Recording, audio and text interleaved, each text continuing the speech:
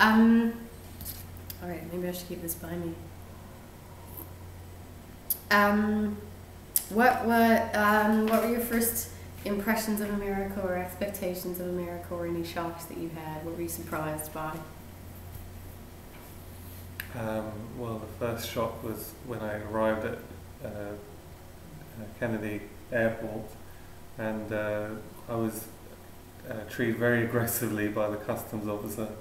Who? Well, he complained that I didn't fill it in properly, or he couldn't read my handwriting or something. But he was swearing at me and saying, "What the f are you doing?" or whatever. And I found it incredibly aggressive. And it took a long time just dealing with someone being incredibly obnoxious. And I'd never had that kind of aggressiveness before in my life. Was he a New Yorker? He was a New Yorker, but he was ethnic. I think he was Hispanic. So random. Then when I came through the customs, I think I must have been walking in slightly the wrong direction, because there was some security guard or whatever. I think he was a security guard, and he showed me his gun. That's all he did. But I just thought. Was this after 9/11 that you came, or before? Yeah, it was after. Maybe they thought you were a terrorist. Well, that's the thing, is that I was treated like that. I was treated like I was some scumbag from the second I was arriving, and I found that, and the interrogation as to why you're coming. I had a visa, student visa, and I was being asked lots and lots of questions. I was there about 25 minutes, and it was very, very aggressive. I thought I was in police custody or something. Did they pull you out of the normal line? Oh, I didn't realize. No. I was in the normal. Because I was coming on a visa stay. I was in a different line. I wasn't coming through the visitors' point. And they questioned everybody that way, or just you? I don't know. I didn't. I don't really know. But he spent a long time on me. And jeez. It was really unpleasant. And then after that, I found out that my luggage had been lost. So I had to go to the luggage reclaim. Again, there's a New York attitude. I don't think it's generally America, but there's a New York City attitude of, you're taking up my time, don't bother me.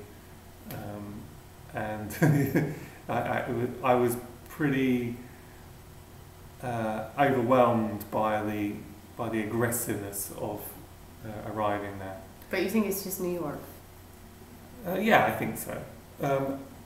And when I came out of the airport, I was overwhelmed by how grotty everything looked. There was I was trying to get a taxi cab to. Was it a taxi cab? No, I had to get a shuttle bus, and then get a taxi cab, and then get a train to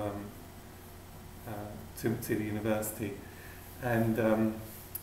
Just generally, it was very noisy. Lots of people shouting and swearing at each other. On the shuttle bus? No, just the roads when I first came out. Lots of honking of horns. Queens, where I was getting the train to the university, was a crap hole. It looked just really, really horrible, like the worst parts of Peckham or something. So my first impressions weren't that great. I think it's important that you don't. Were you in shock?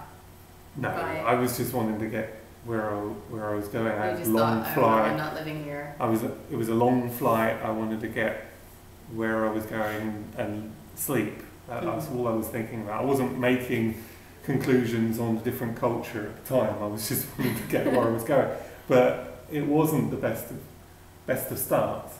But I think it's quite important that you don't just make up your mind about somewhere from the first few minutes, because otherwise you would want to leave after a few minutes. Aww. I'm sad. Okay. What do you appreciate now about America? When I visit now, or when I was there? Well, both. But after time, what did you appreciate about New York, and now when you visit? Well, There were lots of things. I think New York City had a lot of interesting things. First thing you notice just how tall all the buildings are when you're in Manhattan. I thought it had a lot of interesting things to go see and visit. Kind of like London, it's quite similar. I think after a while, you kind of you kind of just walk around like you know the place, just because it's sort of kind of familiar in a way. I remember being patronised by a few Americans, like, what's it like being in the big city? And I was like, I've been in the big city my whole life, not really any different. The only Is that what you told them? No, I don't know what I said, but I was just saying, yeah, no, it's great, but there was a kind of patronising tone of, this is something unique. But actually, it's more similar to living in London than it is living in or being in other parts of America, I think. So there was that. I think the other things I appreciate about America, well, there was the food was better. I think that I really liked the beef. Having the hamburgers, real American hamburgers, much better than any of the hamburgers you get in England. Small things like that. I remember times when people would be friendly in a way that I wasn't accustomed to. I don't know whether that's because I was outside of the city, I wasn't right in the centre of the city, or it's just American culture, but I'd be walking along in the snow and someone would call and offer me a lift and I didn't even know them. Things like that, and you're not used to that. I'm not used to that at all, so I quite appreciate that. I don't think it'd be that unusual here either, and it's not unique to America, but it's not something I was familiar with. And generally people were friendly and quite welcoming towards me, everyone complimenting my accent and whatever. Of course. It gets a little bit patronising, but Oh, your cute accent. Yeah, but I mean, it's obviously better than someone insulting your accent. What about school? Do you like it better there? I think that you were talking about things that I appreciate. The one thing I did appreciate was the fact that maybe a lot of people would say that they're babied a bit more in the American universities because there's much more structure, much more like school. So you have a proper timetable, whereas in England you're kind of left to yourself and you've got private study time. They don't even check if you've read anything. There's no tests. There's no, There's nothing. You just go sit around a table and chat about it. You write 2 essays and that's the course done. Whereas in America I had to write an essay pretty much every week. There were shorter essays and the marking was a lot more lenient. I think I like the fact that you didn't have to come up with some innovative, politically nuanced stance to get a good mark. That if you basically understood the text and you wrote about it well with passion and doing a lot of research and hard work, that you would get a good mark. Whereas in England, if you don't have the particular Trotskyist, Marxist, Leninist point of view, you're not going to get the appropriate mark. If I wrote something that they disagreed with, then I wouldn't get a good mark. I mean, I remember having a big argument with one of my professors in England. He was American, but he was in the English system, about that Dostoevsky was a Christian. He didn't like that idea. I mean, to me, I think it's actually a proven fact. He was a Christian. So he marked you down. Well, he got angry with me. His face would become red. He didn't like the idea of seeing Dostoevsky as a kind of a right-wing, traditionalist Christian kind of figure, which actually is what he would be in modern terms.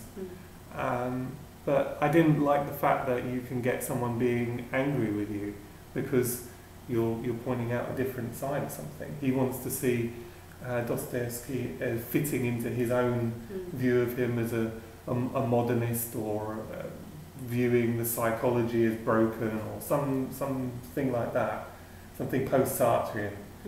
But to me, he was something different, and wasn't entitled to have a different view. Whereas in America, I think even the most liberal of professors in America are welcoming of divergence of views. I remember continually arguing with my professors and America, but it being completely friendly and amicable, and we'd be talking afterwards, and hanging out, and it was much more friendly in general, and I preferred my relationship with my professors.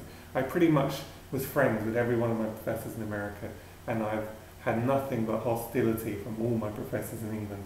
So I think that is a really big difference. Not all of them, there are a couple that I kind of like, but even then you don't get time to build a relationship. But that's only university, right? You didn't think that about your secondary school teachers?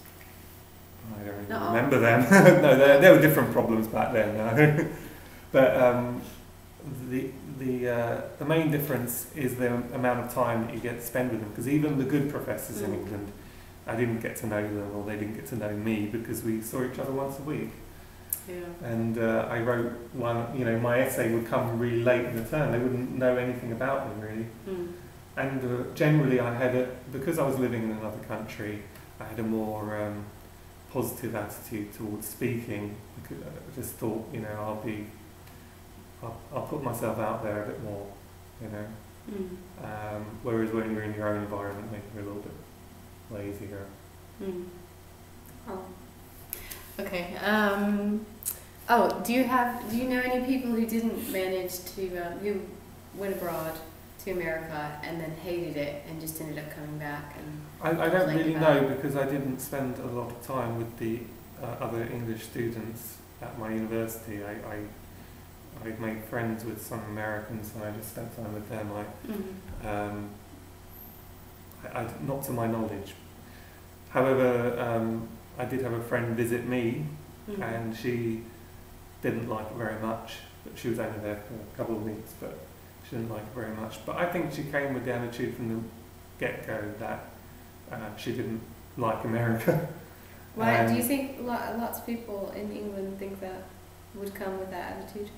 No, I don't think so. No, I think in general people were quite positive towards America and visiting America, and quite excited by it. I don't think she was typical in any way, but I think it did demonstrate to me at least that if you come with the mentality of I don't like this place, you're not going to see anything. You're going to be looking around. You're not going to see all the things that there are to see. And if she's feeling cold and miserable, I mean it was cold, but you're feeling the cold and you're feeling miserable, then you're not gonna see anything good in the place. Whereas if you're feeling in a good mood, then you'll see a lot more. I think that's all it showed to me really. Okay, and did you find anything difficult on coming back to England, or more frustrated about the English way of things when you came back? Well, I mean, we already spoke about the university system. I think that's the one area that I would say was difficult coming back. I came back from doing very well academically in America and feeling very motivated, feeling like I had myself organised and doing hard work. And I came back to England and I found that very, very hard to replicate, no matter how hard I tried. I also had personal problems because I had 2 classes in a week. It felt very hard to justify paying the rent, staying in Brighton, in the south of England, rather than in London for 2 days a week. So what I ended up doing is I ended up commuting. And don't really count anyways. No. So I ended up commuting from London for my classes, which meant that I was more disengaged from university life than I was in America. I wasn't involved in anything because I was in London all the time, and I just came for the classes, which makes you feel like a part-time student. Makes you feel like Open University rather than an actual full course. So that became very hard, and I generally got put off of academia in England, whereas in America I was reading more, feeling more enthusiastic, writing in an organised way. I had my method of writing, but the lack of structure, and not only that, but also the political slants of the professors and the general lack of involvement in the university outside of that, which is probably my fault because I just made the decision to commute, just generally meant that I started to slack a bit in my... although I still think for the final year I was working harder than before because the organisation that I picked up from being in America stayed with me for a while. But it was frustrating because it didn't make any difference. I still didn't get what I wanted. Yeah. Do you think that's the same for all campuses at a university, like science? No, I think it's different if you're studying science or maths. I think you have to have more classes.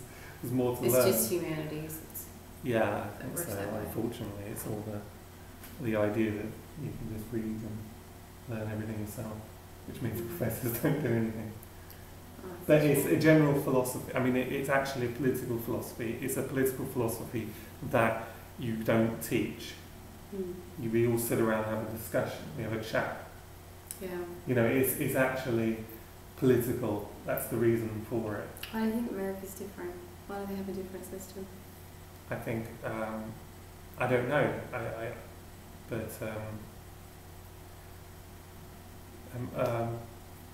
don't know.